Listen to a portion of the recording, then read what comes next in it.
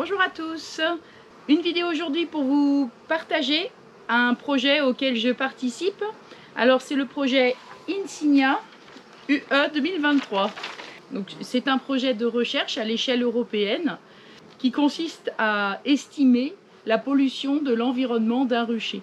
Et donc la France participe à ce projet et nous sommes une vingtaine d'apiculteurs à avoir proposé notre aide pour faire la collecte de différents échantillons au sein de 2 ruches d'un rucher qui nous appartient. 27 pays de l'Union européenne donc participent à ce projet et puis donc les apiculteurs qui participent sont bénévoles. Simplement ensuite toutes les analyses qui sont faites à partir des échantillons donnés sont transmises aux apiculteurs participants. Donc c'est quand même des analyses biochimiques et chimiques qui sont coûteuses. Donc finalement, eh bien, on a un peu le retour de notre investissement par les informations que l'on peut tirer sur la pollution dans nos ruches.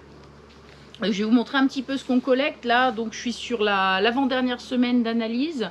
C'est un projet qui a commencé donc fin avril, début mai et qui se termine là sur la fin août. Donc tous les 15 jours, on collecte des données dans la ruche, on fait des prélèvements et on envoie ça au laboratoire d'analyse.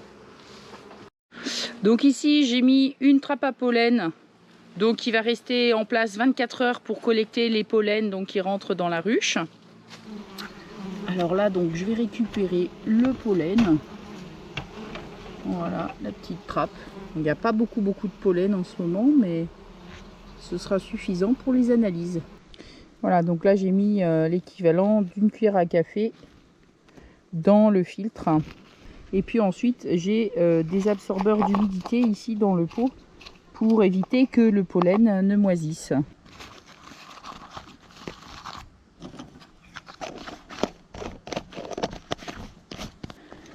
Voilà, il me reste à écrire la date.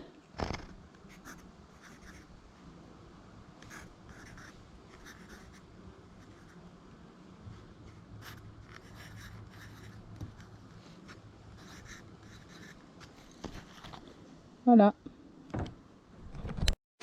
On va ouvrir la ruche et on va regarder un petit peu ce que je prélève. Donc j'ai des gants en latex pour avoir les mains bien propres pour les prélèvements. Je ne prends pas mes gants en cuir classique.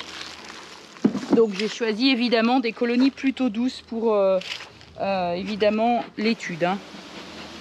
Donc là j'ai des grilles à propolis, donc ça propolise un peu mais pas énormément. C'est de la buckfast donc c'est normal. Donc ça je vais le mettre dans une petite enveloppe. Donc voilà mes grilles à propolis qui sont là depuis 4 semaines vont pouvoir partir en analyse.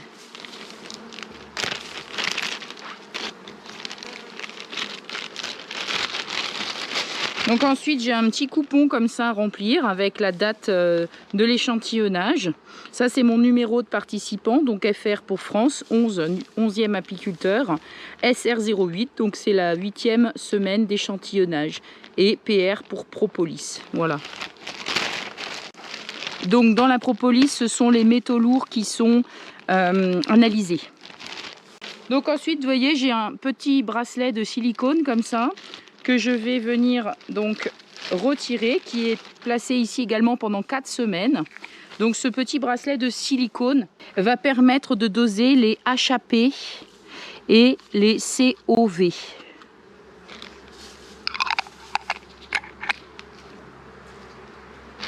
Donc là pareil, j'ai un petit papier à remplir avec la date de l'échantillonnage.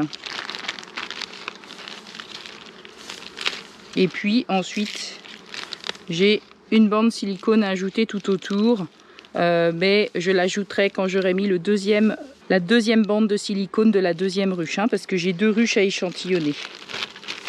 Donc ensuite, on va analyser les microplastiques dans la ruche. Donc pour cela, on a un apitrap. Donc vous voyez, c'est un... alors les abeilles ont bâti bien sûr sous ce cadre, c'est une sorte de cadre à mâle que j'ai constitué, et donc ici on va se retrouver avec un cadre qui s'ouvre dans lequel les microplastiques sont captés, et donc ce cadre va être analysé. Donc là, ce cadre-là, moi, je vais le retirer. On voit que ça tombe bien, il n'y a pas de réserve dessus. C'est un cadre que je vais secouer tout simplement et qui me servira de cadre à malle pour l'année prochaine.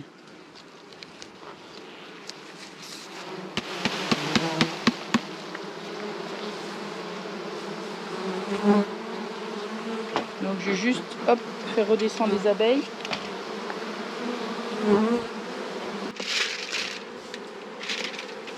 Donc c'est des bandes autocollantes, hop, que je replie ainsi.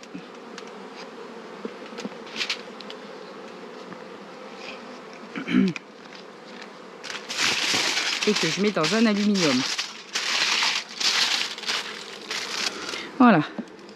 Donc là, je vais remplacer, je pense, par une partition. Hein. Je vais les resserrer sur toute façon 9. C'est le minimum pour hiverner. En général, je les resserre sur 7 ou 8. Hein. Donc là, tout doucement, entre juillet et septembre, je resserre tout ça. Hein. Donc là, cette analyse des microplastiques, elle se fait une fois par mois également. Donc le cadre reste pendant un mois dans la ruche. Alors ensuite, je vais collecter ce qu'on appelle l'apistrip. Donc l'apistrip, c'est pour capter les pesticides qui rentreraient éventuellement dans la ruche.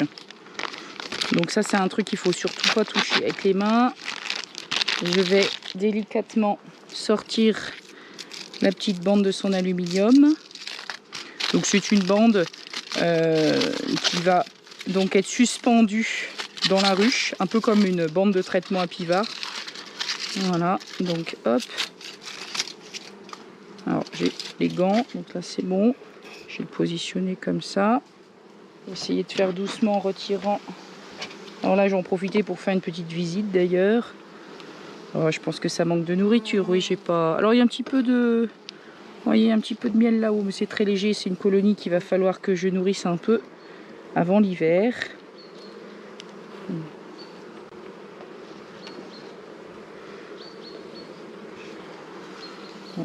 Il y a du couvain, du pollen.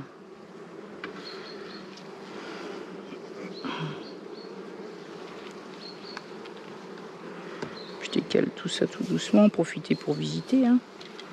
Voilà, donc là, ça je récupère, je vais le mettre dans un aluminium et je viens remplacer donc par la nouvelle bande. J'en profite juste pour visiter. Ouais, de la réserve un petit peu là, du couvain. Ouais. Donc c'est une reine 2022 hein, qui est là-dedans. Juste mettre le petit apistrip délicatement. Voilà. Donc on va le laisser pendre comme ça. Tac. Allez, je vais récupérer donc mon apistrip. Et alors l'apistrip, c'est tous les 15 jours. Donc tous les 15 jours, l'apistrip est changé. Comme le pollen. Pollen et apistrip, c'est tous les 15 jours. Et le reste, c'est une fois par mois. Donc là, il y a du couvain. Et du couvain ouvert, du couvain fermé. Il y a la bande apivard là, qui était à 2 doigts de tomber. Hop, je vais la repositionner. Donc on compte aussi le nombre d'intercadres occupés par les abeilles. Donc là c'est une date en 10, donc j'ai 9 intercadres. Et quand j'avais des hausses, eh ben, ça rajoutait des intercadres de hausse. Voilà, donc on compte quand même la densité d'abeilles évidemment, qui est importante en relation avec les doses qu'on pourra trouver de polluants dans la ruche. Plus il y a d'abeilles potentiellement, plus il y a de polluants. Donc c'est important d'avoir cette information-là de dose, finalement, dose abeilles, dose polluants.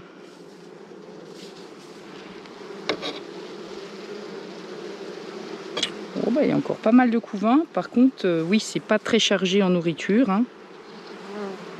J'ai pas vu la reine là, se planque. En même temps, je vais pas tirer les 4 d'à côté là. On va voir. Bon, là, j'ai dit que je partitionnais.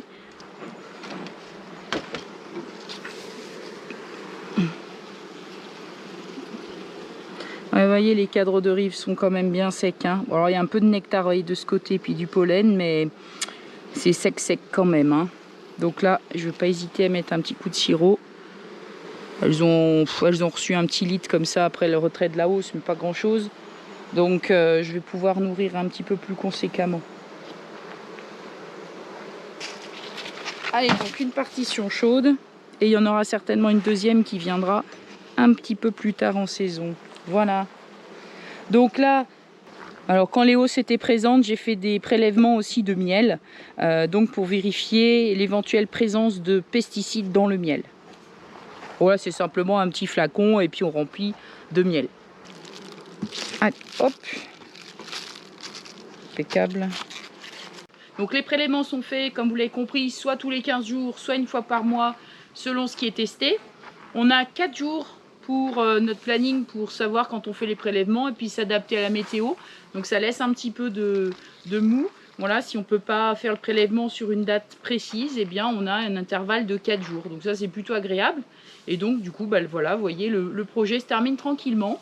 Et donc les résultats des analyses seront données en fait en 2024, donc c'est pas pour tout de suite. Faut être patient, voilà.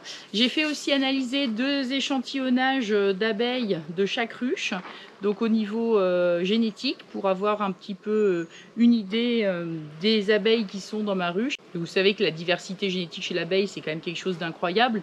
Même si je pense avoir une lignée Bugfast et une lignée Carnica, je peux avoir de belles surprises après une analyse génétique. Eh bien, j'espère que cette vidéo vous aura plu. Aujourd'hui, je peux dire, vous pouvez faire pouce bleu, parce que j'ai le gant. Et puis, j'espère que vous serez au rendez-vous de la prochaine vidéo. Allez, salut!